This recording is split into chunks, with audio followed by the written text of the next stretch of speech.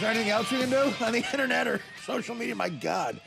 By the way, real quick, Jack, I know you're not a big sports guy, but the Red Sox have officially clinched the AL East. It's disgusting as a Yankee fan to announce that. But anyway, there you go. I was a Yankee fan by birth. You know, we went to the World Series every year. Like in 1954, it's like, what do you mean we're not going to the World Series? You would go to the Well, game? my father had a politically connected job. Oh, he did? Okay. Yeah, and the Yankees won the pennant every year. And, you know, we went to, like, the game before and the game after the Larson's perfect my game. God, they were in every year. It was, you know, I saw Yogi Berra hit the ball out of Ebbets Field. And, you know, it was just spectacular. So you remember going to Ebbets Field in Brooklyn? I went to Ebbets Field, like, twice. Went to the Polo Grounds once. And I was at Yankee Stadium all the time, like, you know, a couple rows back. Here it is, September. I got to go ask the principal if I can have the day off to go to the World Series. Who knew that everybody didn't do that? That's awesome. Polo Grounds at Ebbets Fields, man. I have memories of that. They were so tiny. It's so funny. You know what? I just have to tell you. Yeah, go back. You were talking about that Harvest Moon. Go back to that. I want to hear that. I'm not going to say. I was going to say the guy's name, but I'm not. But there was a guy driving the car. Yeah. And there were guys from Syosset behind us, and you're trying to outrageous each other, right? So I would think after that, people would go, "Okay, you win." You win. They're behind us, and I stuck my ass out and whatever. And let go. And there's even worse because the guy driving is one of those guys that has the most incredibly bad gag reflex. That even if you mention number two, he's gone. So it's a miracle we didn't crash. He didn't crash the car because whatever I did after that. I had a gig about 6 months ago, and he came to the gig. The driver? The driver. So I get done with the show, and him and his wife and his daughter come up and say, "Hey, how you doing?" I'm like, I almost said his name. I said, "Why didn't you tell me you were here?" And he looks at me like, of course I would have been like, "Oh, that's the guy who's driving."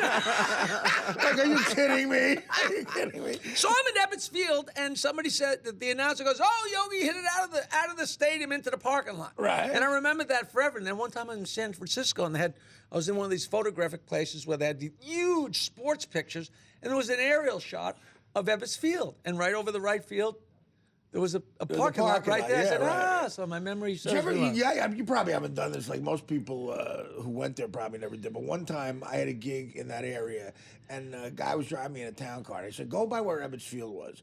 And it really is depressing because it's projects now that have not been kept up well.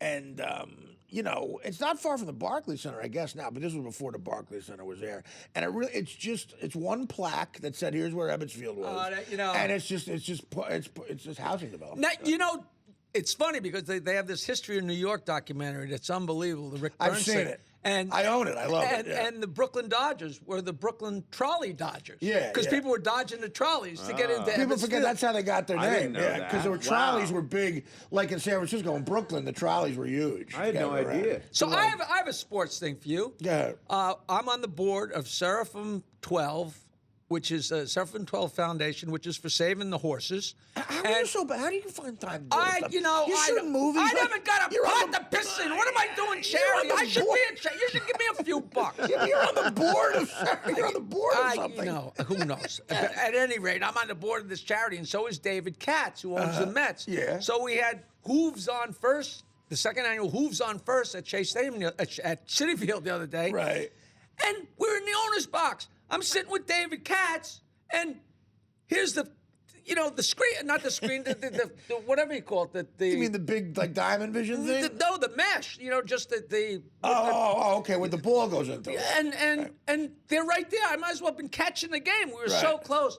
But it's funny you say that because when they replaced Shea Stadium, he has a thing out there. He has the mark where home plate was. Oh, where Shea's home plate was. And I thought that's very cool because that's that harks back to what you're talking about. Did you stay? I mean, I know you weren't a big sports guy, but as an adult, did you stay? But you became a hippie, and everybody, like hippies, like I could have told you every Yankees batting average in the 50s, but the late 60s they were bad, first of all, and they got abandoned because I didn't know baseball, schmaceball. I was drinking. I didn't even smoke pot till sophomore year of college. I was drinking and drinking and drinking and playing guitar and drinking. You embraced that lifestyle.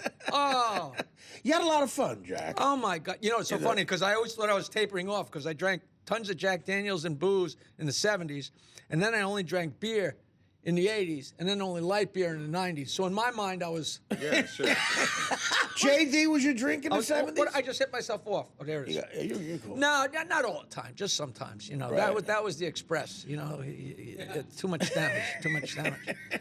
You know. Well, playing in a band though at that time, you really, you're embracing the '60s. You know, I 'Cause remember not we everybody played a did gig. that. Not everybody did that. I bet a lot of people have regrets they didn't at least go a little bit into that. Where look, I was a hippie for a while or something like it. Forget hippie. We had a band. We were playing music for a couple of years before there was such thing as the Beatles. I mean, for a Right. whole year we just played instrumentals. Then Yeah. one day I said, "Hey, we got to start singing if we're going to get anywhere." And my partner Chris Bates, he goes, "But we can't sing." I said, "Well, that doesn't matter. You know, we're going to sing." To this day, it doesn't matter. No. With the music business. And all of a sudden, I'm working at Piping Rock Country Club, and this Irish, you know, the Irish and English are so proud. Jackie, you know, there's this band, and they can't even get on the airplane because they're still popular. I'm Bob Funkle, so popular. Also, Beatles, you know. What did you? So for a while, you were seriously hoping that the band would hit, like you'd be a rock star. We were terrible. You know, I wrote songs the whole '70s. So funny. I wrote that great song, "I'm Smoking Pot." Yeah, I got sure. it. And after we went and recorded it and started playing around with it, I was with these incredible musicians, and they said, "Man, you're so much fun. You got any other songs?" Yeah. And I said, "Well, I just happened to have the 150 that I wrote 30 years ago. And we dug them out and we did a few of them, you know, because that was like, I was just so unsuccessful. I was so into it. I was an artist, man. I was why'd like you- so into it, but nobody knew the song sucked." So what got you into the jokes? You just because you wanted to perform, or you? No. In third grade, my cousin read a dirty poem in front of a bunch of us young kids. He read The Night Before Christmas when all through the house, Yeah. everybody in the family was drunk as a louse, that whole thing. Right. And I looked around and everybody was spellbound. And, you know, I never knew this until people start interviewing you. Well, how come you tell jokes? I don't know. Eventually you realize they don't want to hear, I don't know. Yeah. I went back in my mind and I realized I remembered every dirty joke and every joke I have ever heard since then. And I knew all the jokes. But I assumed every kid that grew up in America knew all the No, jokes. I say the same thing. I thought it was more fun. I wanted to perform, but it was more fun. The reaction of getting a laugh was more fun than any other reaction, than singing or getting laughs and telling jokes or whatever. But I always did it organically at the bar. I wasn't looking to do it on stage. And Yeah. we used to have in my bands in high school, I used to tell jokes between songs, which you just didn't do in a band. And everybody would get mad at me. The audience, the other guys in the band, were like, but if I see people, I'm going to tell a joke just like at a bar. And then when it came to the 70s, I said to this guy, I said, "Look, we got to play original songs and tell jokes if you want to get together." So we had a two-man act, and we told jokes and played songs. Right. And it was, you know, people used to say, "Do you guys play songs to make up for those jokes, or do you tell the jokes to make up for those songs?" And then, don't you know the story? I was in a three-man band. Yeah, sure. And then one night, the other two guys in the band said, "Jackie, we're going to leave the band and start our own band." Oh, no. And I said, "Wait a minute, if there's three guys in the band and you guys are leaving, that's throwing me out of the freaking band." I gotta And all I had left was my jokes. start doing All I had comedy. left was the jokes. So that's what I went with. Take another break with the great Jackie Martling. You got a gig coming up? What do you got coming up? I'm working. I'm doing an evening with Jackie Martling, songs, jokes, and stories. Great. At the Great Neck Arts Center on October 9th, 8 p.m. It's the kickoff to the Gold Coast International Film Festival, and I'm thrilled to be doing it. It's a little like an acoustic type thing, like a couple hundred people in this arts center. And I love sitting there telling the jokes and telling the stories and just piddling around a Oh, little it sounds life like story. fun, man. All right, we'll check that out. We'll be back with another segment with the great Jackie Martling after this. Welcome back to the Artie Lange Show. Sitting here with Jackie Martling, Jackie the Joke Man. October 9th, the Great Neck. 19th. 19th, October 19th, the Great Neck Arts Center, an evening with Jackie Martling.